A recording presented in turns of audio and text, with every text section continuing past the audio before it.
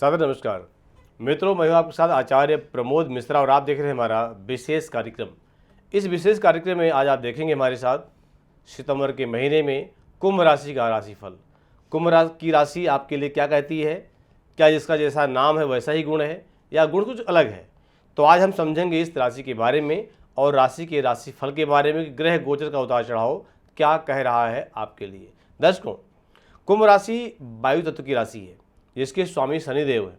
इस राशि में जन्मे जातक रिसर्च में काफ़ी अच्छे होते हैं, खोज करने की शक्ति बड़ी अच्छी होती है इनकी। मकर राशि की तुलना में कुंभ राशि के जातक अप्रोच करने के मामले में थोड़ा कमज़ोर होते हैं, मगर इनकी बुद्धि काफ़ी तेज और तार्किक होती है, रचनात्मक होती है। इनके दोस्त काफ़ी सीमित होते हैं, कम होते हैं, लेकिन जितने होते हैं अच्छे होते हैं, एक दूसरे की हेल्प करने वाले होते हैं।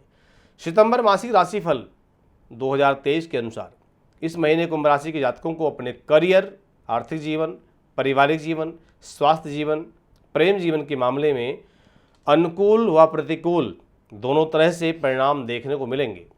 आपको अपने स्वास्थ्य और करियर पर ज़्यादा ध्यान देने की ज़रूरत है। इस महीने प्रमुख ग्रहों की स्थिति अनुकूल साबित कुछ नहीं है, क्योंकि शनि स्वराशि में वक्री अवस्था में है। तीसरे भाव में बृहस्पति स्थिति होने से आपके खर्चों में वृद्धि भी होगी, साथ ही धन का व्यय भी होगा। हालांकि राहु केतु तीसरे और 9वें भाव में विराजमान है, जिसके परिणाम स्वरूप विदेश यात्रा के योग बनते हैं। आपका झुकाव अध्यात्म की ओर भी बढ़ता है। तो हम जानेंगे सितंबर के महीने में विस्तृत तरीका क्या है अलग अलग विषयों पर। तो पहले जान लेते हैं हम पारिवारिक जीवन के बारे में। दर्शकों, पारिवारिक जीवन की बात करें तो कुंभ राशि के जातकों के लिए महीना चुनौतीपूर्ण रहने वाला है, क्योंकि स्वराशि में शनि महाराज बैठे तो वहीं पर हैं, लेकिन वक्री हैं। तीसरे भाव में बृहस्पति देव विराजमान हैं। इनके कारण आपके परिवार में कुछ गलतफहमियां पैदा हो सकती हैं। ऐसे में सदस्यों के बीच संचार और सामंजस्य की कमी आने की संभावना रहती है। ध्यान रखें कि आप अपने अहंकार पर काबू रखें, समस्याओं को हल करने की कोशिश करें, अन्यथा वाद विवाद बढ़ सकता है। शुक्र आपके छठे भाव में चौथे भाव के स्वामी के रूप में विराजमान है, जिसके परिणाम स्वरूप प्रभाव स्वरूप परिवारजनों के बीच टकराव की स्थिति बन सकती है और आपसी सामंजस्य बिगड़ सकता है। इसके अलावा चौथे भाव के स्वामी के रूप में बुध की प्रतिकूल स्थिति के कारण परिवार का शांतिपूर्ण माहौल भंग हो सकता है। अगर हम बात करते हैं कार्यक्षेत्र की, तो दर्शकों, करियर के लिहाज से कुंभ राशि के जातकों के लिए महीना चुनौतीपूर्ण रह सकता है, क्योंकि करियर का कारक ग्रह शनि स्वराशि में पहले भाव में विराजमान है। इसी कारण हो सकता है कि कार्यस्थल पर आपको काफ़ी चुनौतियों का सामना करना पड़े। अनचाही यात्राएं भी करनी पड़ सकती हैं, नौकरी में दबाव झेलना पड़ सकता है और आपकी मेहनत को नज़रअंदाज कर दिया जा सकता है। ऐसे में आप मानसिक तनाव के शिकार भी हो सकते हैं और नौकरी से संतुष्ट हो सकते हैं। दूसरी ओर तीसरे भाव में बृहस्पति की स्थिति भी आपके करियर के लिए अनुकूल साबित होगी। जो लोग खुद का व्यवसाय चला रहे हैं, हो सकता है कि उन्हें इस महीने अपेक्षित लाभ की प्राप्ति न हो, नो प्रॉफिट नो लॉस की स्थिति बन सकती है।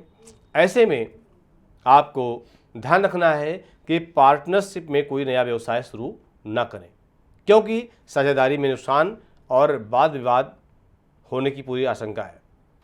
बात करते हैं आर्थिक जीवन की। आर्थिक पक्ष की बात करें तो इस महीने आपको आर्थिक चुनौतियों का सामना करना पड़ सकता है, क्योंकि शनि और केतु की स्थिति बहुत अच्छी नहीं है, बहुत अनुकूल नहीं है।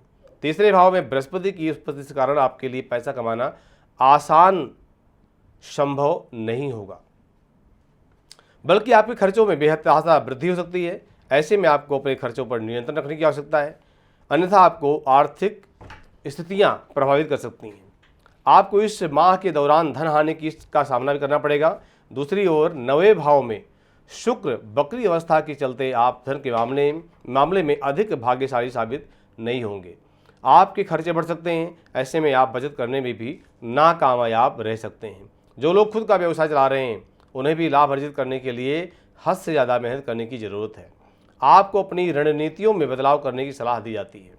दर्शकों, बात करते हैं स्वास्थ्य जीवन की। सेहत के लिहाज से देखा जाए तो यह महीना आपके लिए बहुत अधिक अनुकूल रहने की आवश्यकता है। सेहत के लिहाज से देखा जाए तो यह महीना आपके लिए बहुत अधिक अनुकूल न रहने की आशंका जता रहा है। महीने के पहले भाग में शनिदेव आपके पहले भाव में स्थित रहेंगे, जिसके प्रभाव स्वरूप आपको मानसिक तनाव, पीठ दर्द, बेचैनी, उलझन, चिंता, अनिद्रा जैसी समस्याओं का सामना करना पड़ सकता है। तीसरे भाव में बृहस्पति स्थित होने के कारण आप सिर दर्द और ब्लड प्रेशर जैसी समस्याओं का शिकार हो सकते हैं। इसके अलावा छठे भाव में स्थित वक्री शुक्र आपको सर्दी, खांसी, एलर्जी जैसी समस्याएं दे सकते हैं। आपको सलाह दी जाती है कि आप समय पर भोजन करें, अपने स्वास्थ्य का ध्यान रखें, लंबी दूरी की यात्रा से बचें, व्यायाम, ध्यान ये भी आप जरूर करें। बात करते हैं प्रेम और वैवाहिक जीवन के बारे में।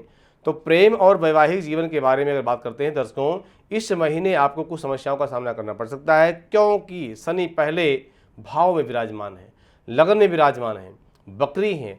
ऐसे में जो जातक प्रेम संबंध से जुड़े हुए हैं उन्हें अशांति हो सकती है।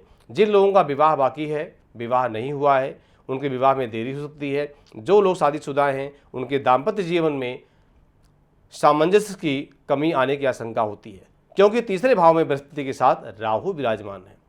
तीसरे भाव में बृहस्पति स्थित होने के कारण प्रेमी जोड़ों के बीच कम्युनिकेशन गैप आ सकता है। ऐसे में आपका प्रेम भाव भी कमज़ोर हो सकता है। दूसरी ओर छठे भाव में बकरी शुक्र के कारण आप अपने रिश्ते से ज़्यादा सहज महसूस करेंगे। यदि आप इस महीने विवाह करने की योजना बना रहे हैं तो आपको सलाह दी जाती है कि फिलहाल के लिए अपनी इस योजना को स्थगित कर दें, रोक दें, क्योंकि समय अनुकूल नहीं है। जो जातक विवाहित हैं उन्हें अपने जीवन साथी के साथ संबंध में बहस में या नोक झोंक जैसी समस्याएं से दो चार करना पड़ सकता है, यानी समस्याएं आपकी बढ़ सकती हैं, तो अपना ध्यान रखें। प्रत्येक शनिवार के दिन श्री सुंदरकांड का पाठ आप करें और इस पाठ के माध्यम से आप अपने जीवन को अग्रसर करें। यहाँ एक चौपाई है कि कवन सो काज कठिन जग माही, जो नहीं होए तात तुम पाही, राम काज लगतो अवतारा, सुनते भयो पर्वताकारा। तो प्रिय दर्शकों, इसके माध्यम से, सुंदरकांड के माध्यम से, इस चौपाई के माध्यम से अपना यह महीना उत्तम बनाएं, कल्याणकारक बनाएं, योग्यवान बनाएं। बहुत बहुत धन्यवाद। आप सभी को मेरा सादर नमस्कार।